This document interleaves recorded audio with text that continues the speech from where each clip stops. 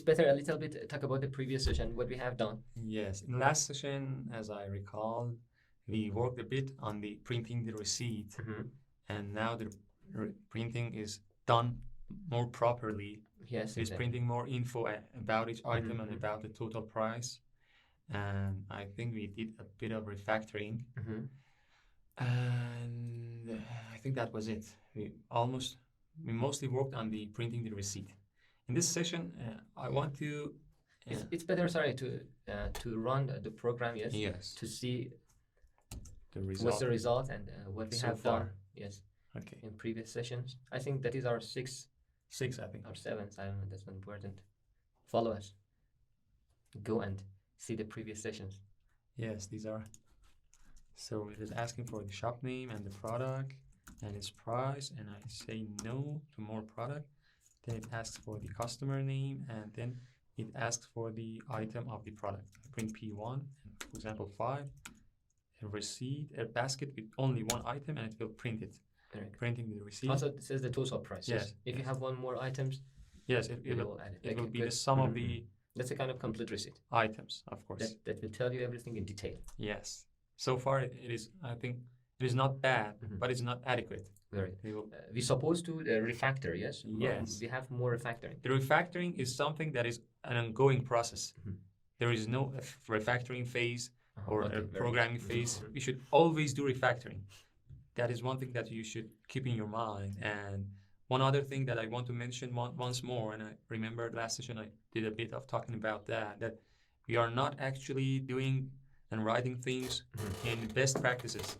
We are actually experimenting, and we will eventually refactor this application, this program, to use the best practices and accepted patterns. And I know that a lot of you, while we are coding here, scream at your home that no, don't use that, use these. For example, use class. Don't use, for example, 2 separate lists and so forth. So we don't want to drop our students, our followers off the path. We want them to come with us. We will eventually go to more advanced things, advanced topics, and we will make this application a fully fledged application, for managing shops. So be patient, and we want all of our followers to follow. So I want to gradually, I want to start at the session by introducing the main menu. We don't have actually any mean of UI, user interface, and these printing and reading from the console, this terminal here, is actually our UI, is our user interface. And we don't want to, at this very early stage of development, we don't want to get engaged and get overwhelmed with a UI front end framework like Android or Flutter or Angular or something like this.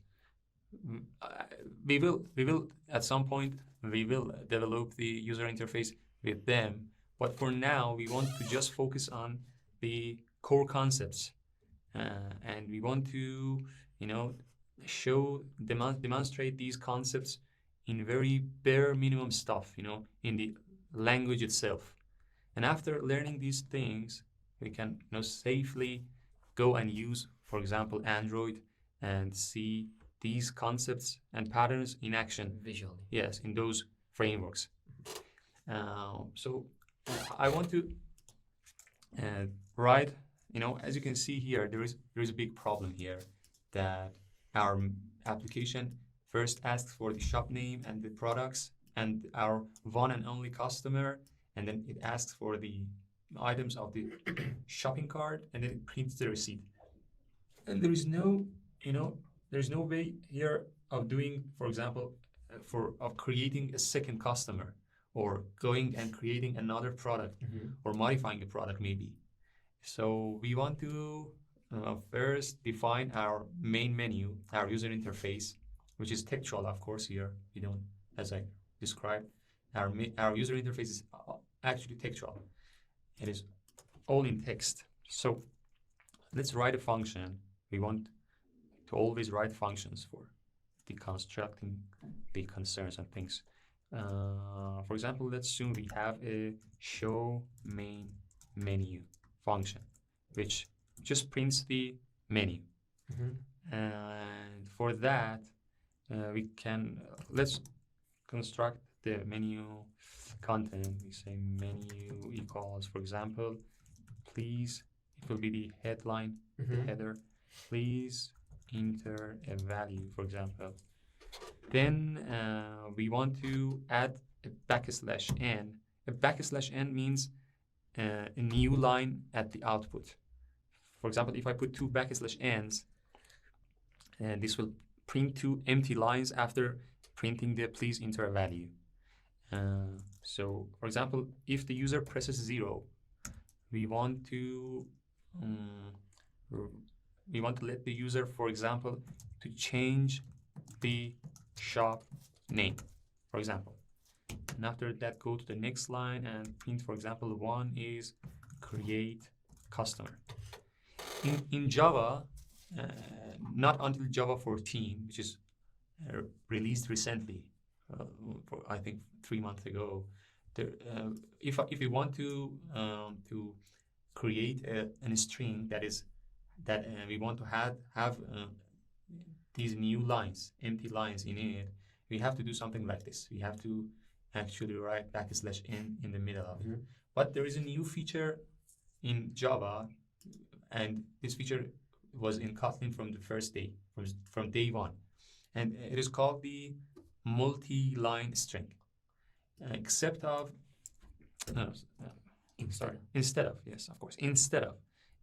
using a single quotation, we use 3 quotation for the start and 3 quotation as the end. And if we press enter here and print, for example, these things, this gibberish, and if it will do, for example, it will take these as the \n's, as the empty lines. It will print it as is. It will print this string as is. So this is a new feature that you are seeing, I think, maybe for the first time here. This is multi-line string. It is very useful. It will come very handy.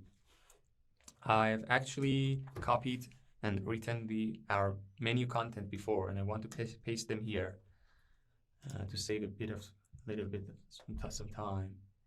So our main menu is actually providing these things to us.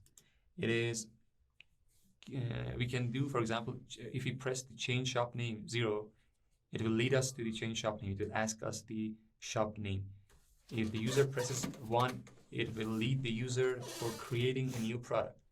There won't be any loops of creating products over and over, asking for yes or no.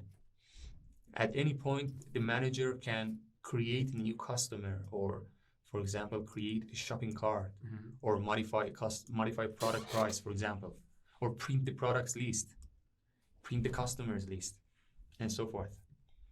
So this is the string that we have. This is the main menu, actually.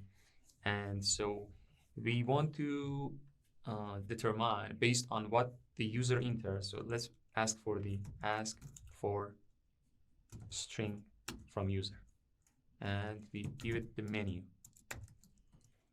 This function, as you remember, will print the menu, this string, and then it will wait for a read line. It will wait for the user to input some string. Let's store this value, the return value, for example, answer, whatever. And so you take the keyboard from here on. So what to do to, for example, do things, to call functions based on the answer? What is your solution to this? Based on the answer? Yes. The answer is, for example, the user has entered, for example, 5, or has entered, for example, exit. I think, as I know, that we can define conditional cases. Yes. For example, if the user entered 0, do something. Okay, go ahead. Right. But also, I know something about switch case. I don't know. Is that true or not? Yes. I suggest first use some if clauses, if else clauses, writing application from very basic structure. Then we will migrate this if-else loops to a switch case to show the benefit, actual benefit. So we have to call this method in the top, yeah? Just for the moment, just focus. I wanted to see the result. Well, how the because you said that these 3 lines do some things. These 3 quotations. These 3 quotations are just the syntax. I know that. I wanted to see the result. Okay. How does it work? Okay. Really? Let's comment out these lines, all of these lines, and actually print the show main menu at the top and run the application, because this will be shown at the top anyway. So as you can see, it is going to the next line exactly the way we have. For example, here, as you can see, there is an empty line. When we enter, it comes to the next line. Yes. That's interesting. Yes. Okay, very good. Okay. The syntax helps us for writing for. And this trim.indent was added automatically? Yes, it was added automatically. Just let's get rid of this to see what happens. That is unnecessary actually. But if you don't call that function on this string, on this return, this is not a special case string. It is actually a string.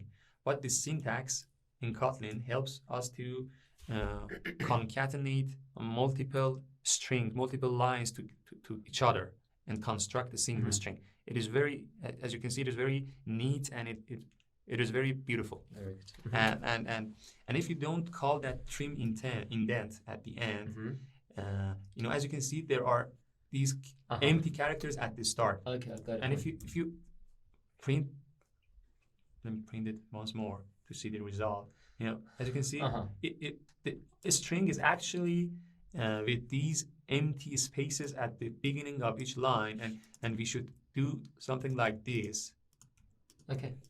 Let me do this actually, and not call that function, because it will add more complexity.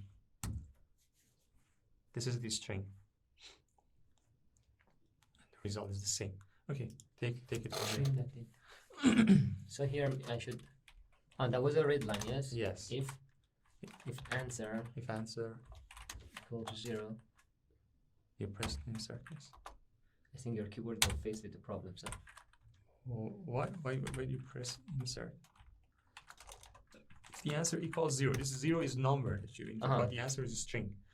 So we have to convert it to... No. Put it in the quotation, actually. If the answer equals the string 0, then... we have to do something. Okay. Do something. Do something. And then... what did you do? I pressed just enter. Also, we can copy this, yes? And do what? For 8 times. And let's do for 3 times. Yes, let's go for 3 times. The first one. 1 and 2 and... That's enough. Okay. And another thing that you should remember is that you've not else written if. else here. I should write it else if. You've just written some multiple if statements, sequentially, and they do not, correlate to each other.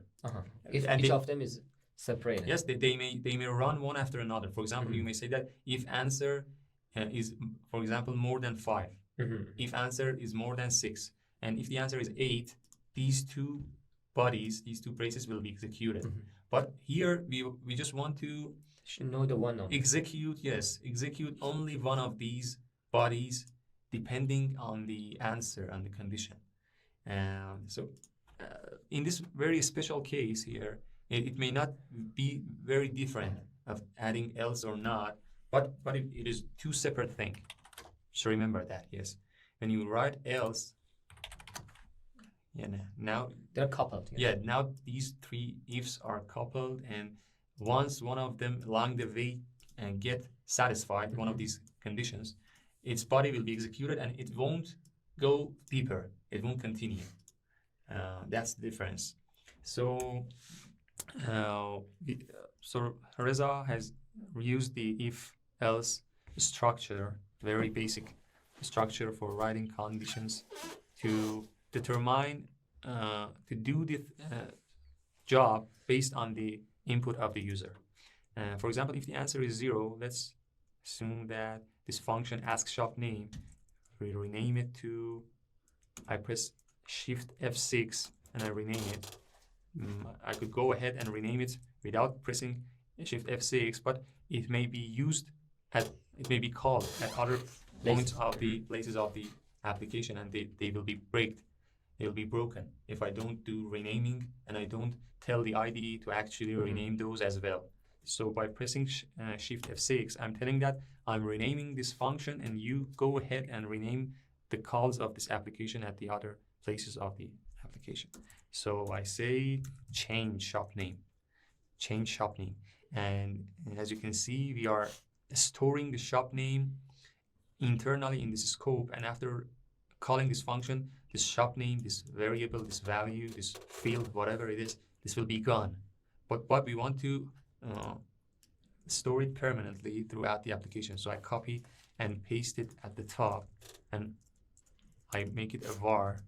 At first, our shop name is an empty string, and again, I insist that keep in mind that doing these global variables is very awful and very wrong. Dangerous. It's very dangerous. Yeah, this is not the correct way of doing things, correct way of writing applications, but we will refactor it. So this change shop name, actually, let's call it ask for a string from user, and copy and cut this string inside this function. And because we have already written a function ask for a string that will ask for a string, and let's assign the return value to shop name, which is defined globally at the top of this main file. So if the user enters 0, we want to call change shop name. If the answer is 1, we want to create new products. So as you remember, we have a function here, create products, which inside a do while loop, it will continue creating products until you enter no. But as you can see, these 4 lines here, are actually doing the creating a new single product job task.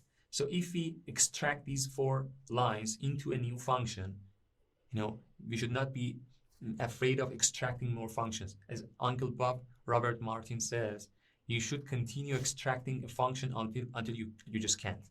And the name of the function, so in that way, the name of the function correctly states what it is actually doing. But if you do a lot of things, but if you be able to extract some lines from it, and you don't do that, your function will be doing multiple things, and this name here will be a lie most of the time. So extracting new function will help us in writing more specific name for function. Naming is very important. So yes, we are going to extract a new function, which this function create products will use this.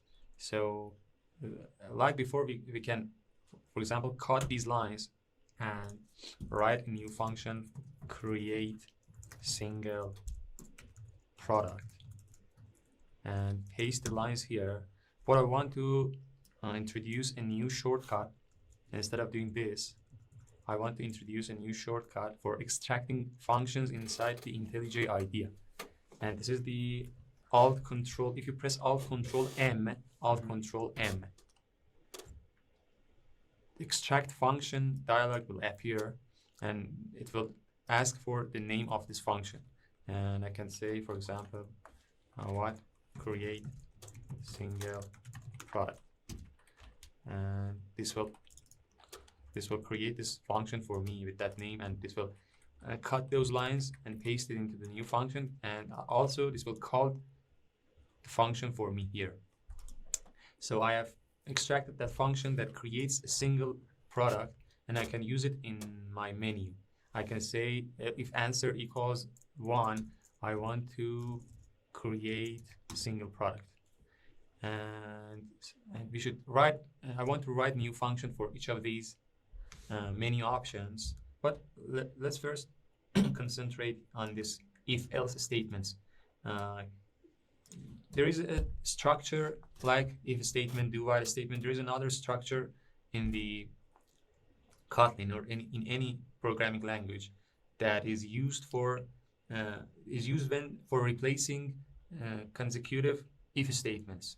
When you have multiple if statements that are connected to each other with else, for example, you have if something, else if something, else if something, it very reads better if you replace this structure with a very dedicated structure that is actually have been designed for this kind of situations.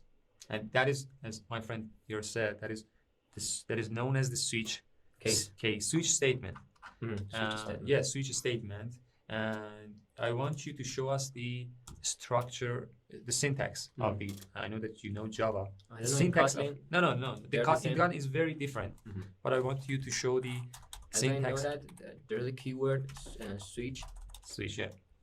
We have to check the condition based on something. Yeah. Based on something. Based on answer. For example, based on variable, we say Java Kotlin, please take this answer and consider this answer, and then write the switch. Write the switch. For the moment, not the double S. For the moment, only write the syntax that you know. It is very different. It's very different. Yes. As I know that in Java we have a switch answer, then case. We say that. Yes, we say that. You can press the insert button. Case 0, case 0, case 0. Do something. Yes. For example, do something. And then after that we have to break. Yes, of course we have to break. I don't understand, we call it. Yes. The next is case 1. Case 1. Do something. Do some other thing. If the answer is 1. Break. And so on. And finally, there is something we call it default. Default. Which is none of these things are the case. Yeah.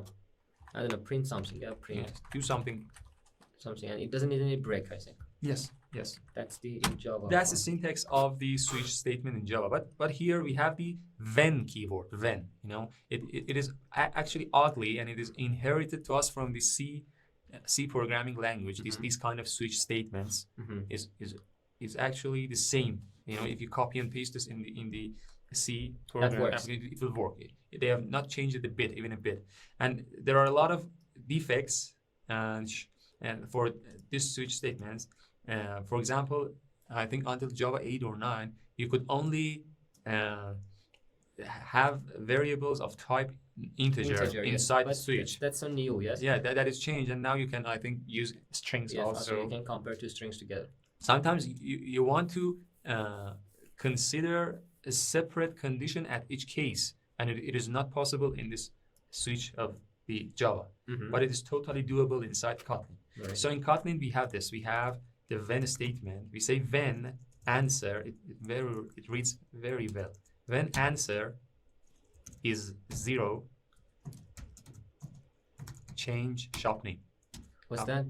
When answer, this is the syntax. When answer is 0, change shop name. Or this is because of the font? Yes. This is a dash and what do you call these? The angle tag. I think the angle tag. These are.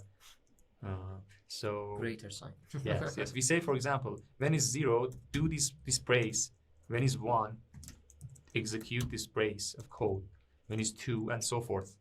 And when it is only a single line, we say that when is 1, just do this only one statement. When is 0, when is 1, it doesn't need any carry just break. Create products. Yes, and it is very beautiful, as you can see.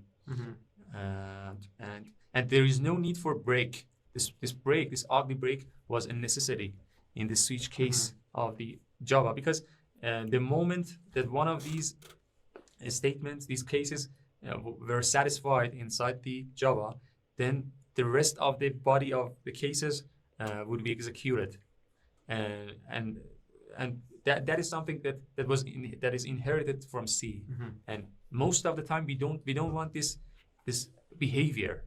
We just want to, based on our condition, just only do the thing that is in front of it. We don't want to, for example, if it is 0, then not only execute this, go ahead and execute the body of the other cases. No. Most of the time we don't want to do that. So in Kotlin, they say that we want to have the cases that are most often done, that is accepted.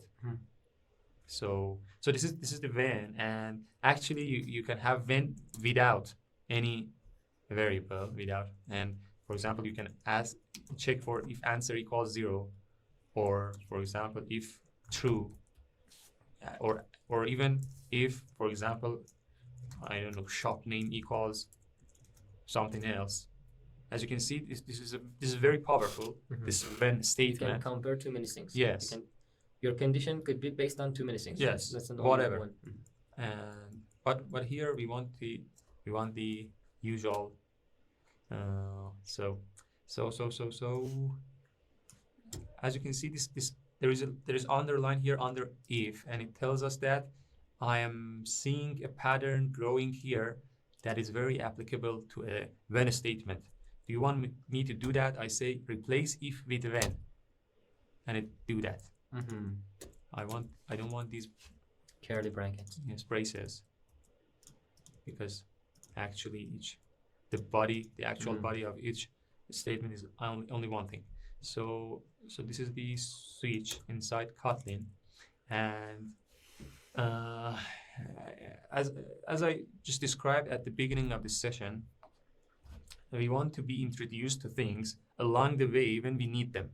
Some of you may complain that why don't you just, for example, go straight, huh? Yes, have for example some dedicated sessions about the syntax of Kotlin and how things are done in Kotlin, and then go and enter, for example, into the coding and programming of your real world application. Actually, maybe we will do this also. No, that's not my way of doing things. I prefer to, and I've seen this in action. I've seen the effect on people. At first, they would, how can you say that?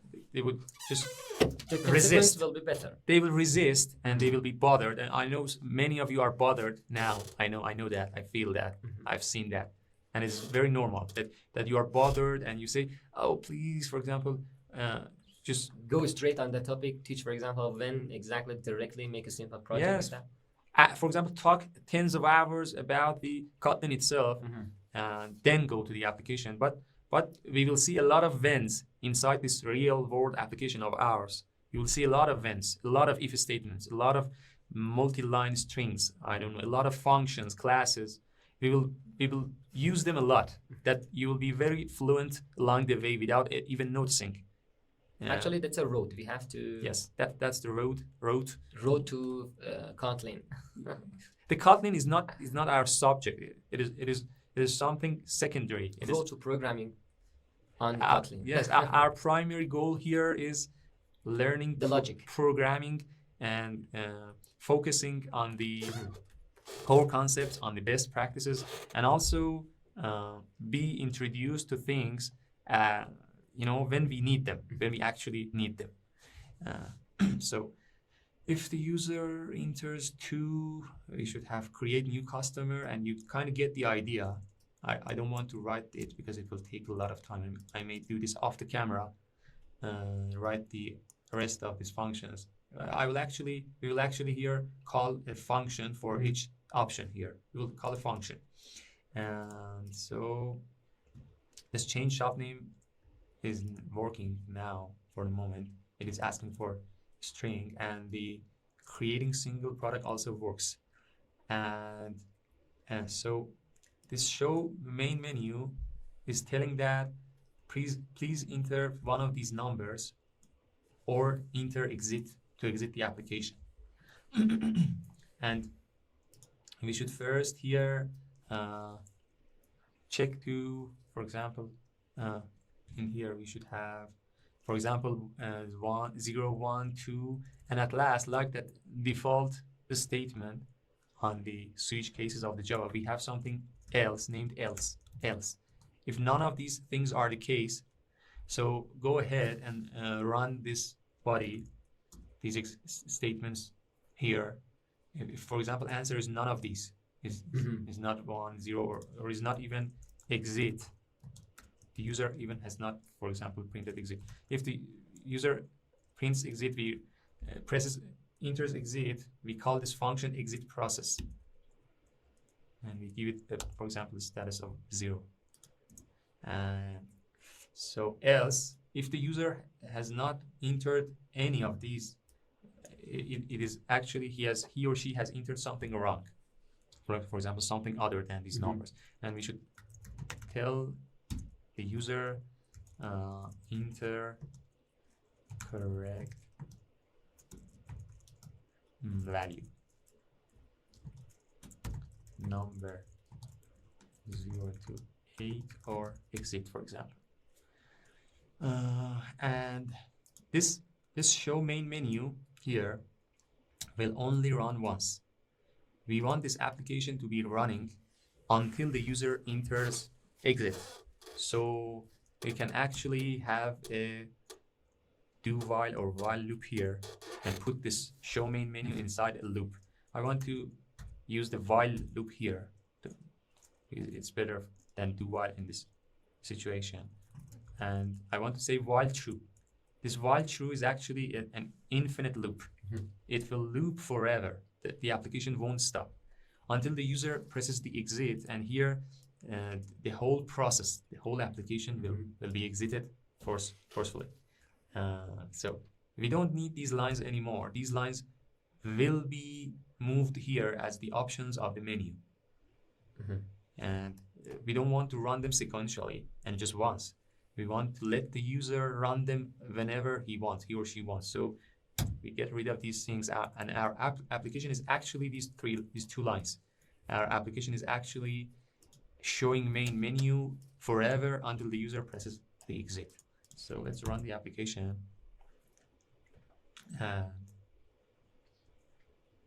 It says, let me make it bigger.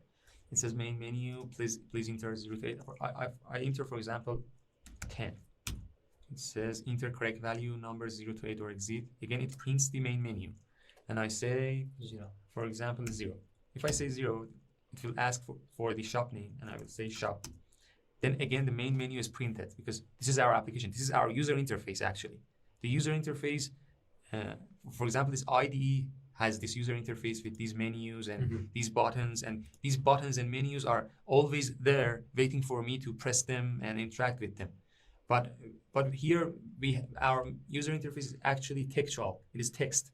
So we should print it every and each time, like a graphical user interface. So it again asks for the shopping. And the beauty of it is actually I can again press 0 and change the shop name. Shop, for example, 2. I can change the shop name whenever I want, more than once. Or for example, I press 1 to create a customer, to create a product. It asks for the product name. I say, for example, Apple. It asks for the price. I say, for example, 1,000. Then the product is created and the menu is printed again. And this is pretty much actually, we will be working on this menu. We will complete these options of the menu for these sessions, multiple sessions, and we will continue from there. Okay. Any comments? No, follow us. Thank you for watching. Hope you learned something. Bye-bye. Bye.